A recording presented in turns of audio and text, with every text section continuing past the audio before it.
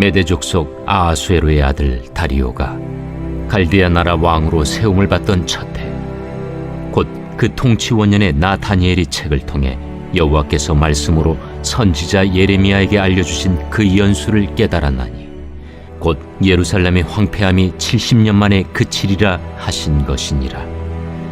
내가 금식하며 베옷을 입고 죄를 덮어쓰고 주 하나님께 기도하며 간구하기를 결심하고 내 하나님 여호와께 기도하며 자복하여 이르기를, 크시고 두려워할 주 하나님, 주를 사랑하고 주의 계명을 지키는 자를 위하여 언약을 지키시고 그에게 인자를 베푸시는 이시여, 우리는 이미 범죄하여 패역하며 행악하며 반역하여 주의 법도와 규례를 떠나 싸우며 우리가 또 주의 종 선지자들이 주의 이름으로 우리의 왕들과 우리의 고관과 조상들과 온 국민에게 말씀한 것을 듣지 아니하였나이다.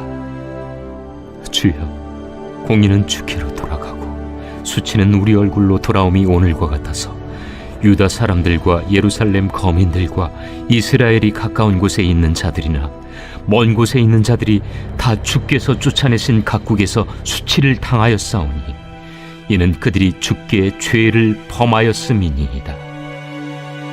주여, 수치가 우리에게 돌아오고 우리의 왕들과 우리의 고관과 조상들에게 돌아온 것은 우리가 주께 범죄하였음이니이다마는 주 우리 하나님께는 긍휼과 용서하심이 있사오니 이는 우리가 주께 패역하였음이오며 우리 하나님 여호와의 목소리를 듣지 아니하며 여호와께서 그의 종 선지자들에게 부탁하여 우리 앞에 세우신 율법을 행하지 아니하였음이니이다. 온 이스라엘이 주의 율법을 범하고 치우쳐가서 주의 목소리를 듣지 아니하였으므로 이 저주가 우리에게 내렸으되 곧 하나님의 종 모세의 율법에 기록된 맹세대로 되었사오니 이는 우리가 주께 범죄하였음이니이다. 주께서 큰 재앙을 우리에게 내리사 우리와 및 우리를 재판하던 재판관을 쳐서 하신 말씀을 이루셨사오니 온 천하에 예루살렘에서 일어난 일 같은 것이 없나이다. 모세 율법에 기록된 대로 이 모든 재앙이 이미 우리에게 내렸사오나 우리는 우리의 죄악을 떠나고 주의 진리를 깨달아 우리 하나님 여호와의 얼굴을 기쁘게 하지 아니하였나이다. 그러므로 여호와께서 이 재앙을 간직하여 두셨다가 우리에게 내리게 하셨사오니 우리의 하나님 여호와께서 행하시는 모든 일이 공의로우시나 우리가 그 목소리를 듣지 아니하였음이니이다. 강한 손으로 주의 백성을 애굽 땅에서 인도하여 내시고 오늘과 같이 명성을 얻으신 우리 주 하나님이여, 우리는 범죄하였고 악을 행하였나이다. 주여, 구하옵나니 주는 주의 공의를 따라 주의 분노를 주의 성 예루살렘 주의 거룩한 산에서 떠나게 하옵소서. 이는 우리의 죄와 우리 조상들의 죄악으로 말미암아 예루살렘과 주의 백성이 사면에 있는 자들에게 수치를 당함이니이다. 그러하온즉 우리 하나님이여, 지금 주의 종의 기도와 간구를 들으시고 주를 위하여 주의 얼굴빛을 주의 황폐한 성소에 비추시옵소서. 나의 하나님이여, 귀를 기울여 들으시며 눈을 떠서 우리의 황폐한 상황과 주의 이름으로 일컬는 성을 보옵소서. 우리가 주 앞에 간구하옵는 것은 우리의 공의를 의지하여 하는 것이 아니요 주의 큰 긍휼을 의지하여 함이니이다. 주여, 들으소서. 주여, 용서하소서. 주여, 귀를 기울이시고 행하소서. 지체하지 마옵소서. 나의 하나님이여, 주 자신을 위하여 하시옵소서.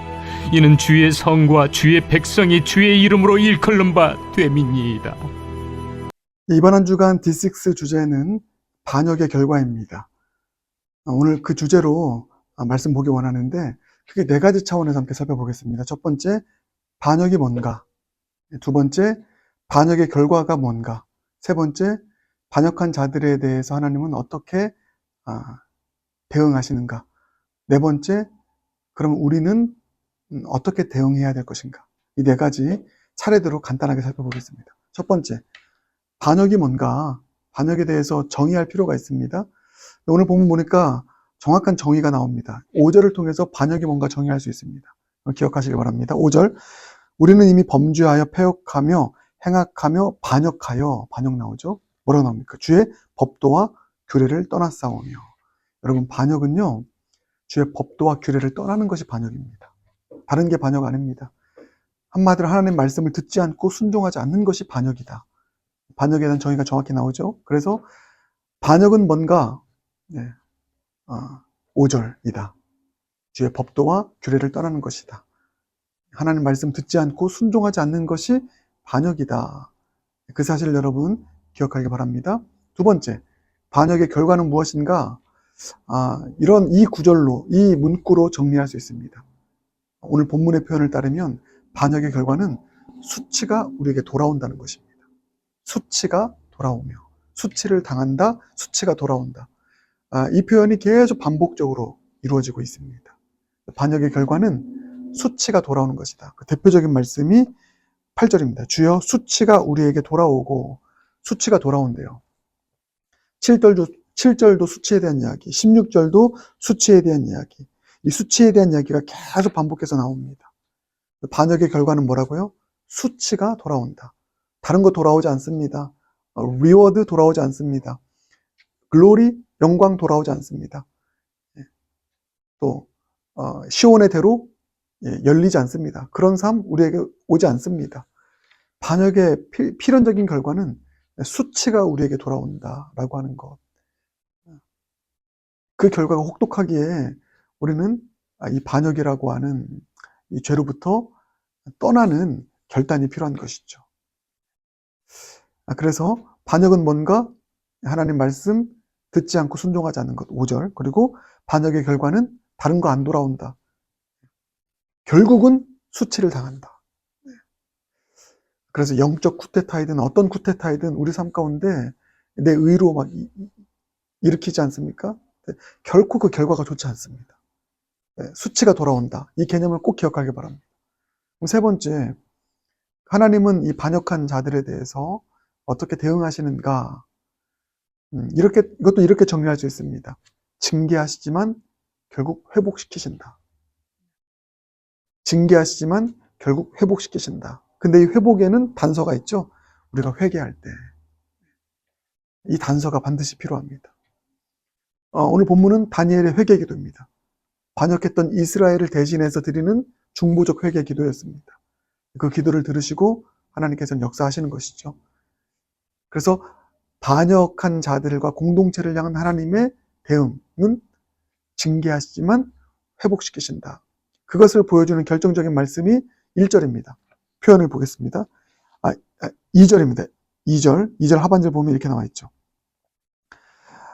곧 예루살렘의 황폐함이 70년 만에 그치리라. 이게 다니엘이 예레미야서를 보면서 깨달은 것입니다. 반역해서 바벨론 포로가 된 이스라엘을 향한 하나님의 약속이 이거였다는 것을 깨닫습니다. 황폐함이 70년 만에 그치리라. 여기 두 개 다 들어가죠. 반역했으니까 황폐한 것입니다. 포로로 끌려가는 것이죠. 징계받는 것입니다. 그게 어떤 이들에게는 70년, 어떤 공동체는 5년도 될 수 있고요. 2년도 됐다가 5년도 됐다가 40년, 다 다릅니다. 하나님의 때는 모르죠, 우리가. 사사기를 보면 반역해서 미디안의 압제를 40년 받고 어디의 압제를 80년 받고 이러지 않습니까? 아무튼 징계받습니다. 그러나 진정으로 회개할 때 그 황폐함이 70년 만에 그치리라. 회복시킨다는 약속이죠.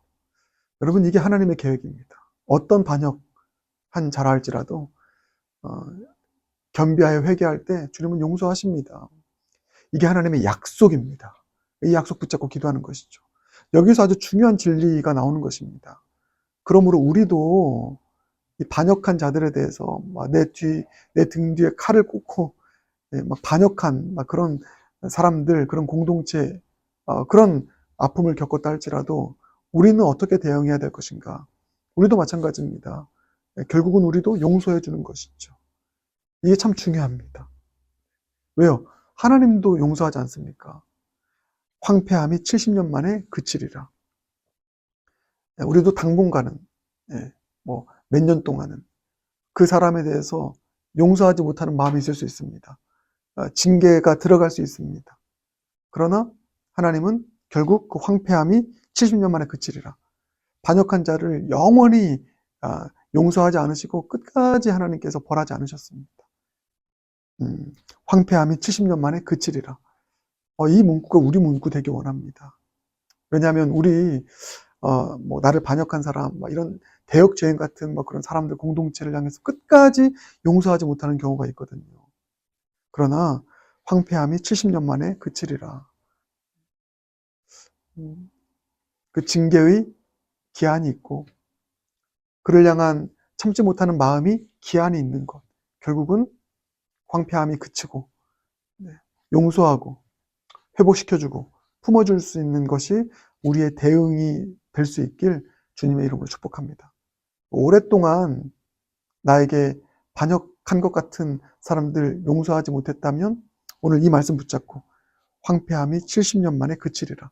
이게 하나님의 계획이라면, 이게 하나님의 뜻이라면 저도 받아들이겠습니다. 그렇게 마음 선택하고 주님 앞에 기도할 수 있길 바라겠습니다. 그럴 수 있는 용기 달라고 기도할 수 있길 바라겠습니다. 그리고 또 하나는 뭐냐면 이 다니엘의 기도를 드리는 것이죠. 이 반역한 자들을 향한, 그래서 무너진 자들을 향한 다니엘의 기도, 회복을 위한 기도를 드리는 것입니다. 이들을 향한 중보 기도를 드리는 것입니다. 그러니까 다르게 표현하면 이거죠. 끝까지 악평하지 말자. 끝까지 악평하지 말고 이제는 이들을 위해서, 이런 반역한 자들을 위해서 다니엘처럼 주님 앞에 약속 붙잡고 중보의 기도를 드리자. 그 다니엘의 중보 기도 핵심적인 구절이 17절, 19절입니다. 한번 잘 읽어보십시오. 17절, 19절. 그러한즉 우리 하나님이여 지금 주의 종의 기도와 간구를 들으시고 주를 위하여 주의 얼굴빛을 주의 황폐한 성소에 비추시옵소서. 하나님의 약속을 붙잡고 기도하는 것입니다. 황폐함이 70년 만에 끝난다고 약속하셨으니까 그 약속 붙잡고 이제는 반역한 자들을 향해서 악평을 계속 쏟아내는 것이 아니라 이제 기도하는 것이죠. 중보하는 것입니다. 빛을 비춰달라고. 19절도 마찬가지입니다. 주여 들으소서, 주여 용서하소서, 주여 귀를 기울이시고 행하소서, 지체하지 마옵소서, 나의 하나님이여 주 자신을 위하여 하시옵소서. 그러니까 포인트는 이겁니다. 반역한 자들을 향해서, 공동체를 향해서, 누군가를 향해서 끝까지 악평하지 말고 이제 하나님의 약속을 붙잡고 기도하자. 선평의 기도를 하자. 이렇게 적용할 수 있길 바라겠습니다. 그게 이번 한 주간 암송 구절 아닙니까? 하나님께서 말씀하시잖아요. 너희 말이 내 귀에 들린 대로 내가 행할 것이다. 두 가지 차원이라고 했습니다. 약속 믿지 않고 불신에서 나오는 원망, 불평, 그 소리 다 들으시고 그대로 행하신다. 또 하나는 뭡니까? 약속을 믿고 붙잡고 기도할 때 하나님께서는 그 약속대로 이루어 주신다. 약속대로 믿고 구하는 그 기도 들으시고 행하신다. 근데 오늘 본문이 딱 그겁니다. 다니엘이 그렇게 기도하거든요. 70년 만에 회복될 것이다라는 약속, 반역한 자들 결국 회복시킬 것이라는 약속 붙잡고 기도한 것입니다. 더 이상 악평 쏟아내지 않고요. 그러니 하나님께서 이 기도 들으시고 마침내 응답하십니다. 돌아오게 하십니다. 그래서 반역한 자들을 향해서 우리가 해야 될 게 뭐라고요? 약속 붙잡고 결국 회복시키실 것이라는 하나님의 크신 약속 붙잡고 이제 더 이상 악평 쏟아내지 않고 선평의 기도를 하는 것, 중보의 기도하는 것, 그럴 수 있는 저 여러분 모두가 되길 주님의 이름으로 축복합니다. 기도하겠습니다. 주님, 오늘 반역에 대해서 여러 가지 배웠습니다. 반역은 법도와 규례를 떠나는 것, 듣지 않고 순종하지 않는 것이 반역임을 깨닫게 하신 감사합니다. 반역의 결과는 수치가 돌아오는 이 혹독한 결과임을 깨닫게 하신 감사합니다. 반역의 길 걷지 않게 하여 주시옵소서. 그러나 그럼에도 불구하고 반역한 자들 주님께서 징계하시지만 그 황폐함이 70년 만에 그치게 하실 것이라는 하나님의 그 무한하신 은혜와 사랑, 그 긍휼 믿고 바라봅니다. 우리도 하나님처럼 대응하여 반역한 영혼들 끝까지 악평하지 않게 해주시고 우리도 결국은 품고 그들을 위해서 선평에 기도할 수 있게 하여 주시옵소서. 예수님 존귀하신 이름으로 기도드립니다. 아멘.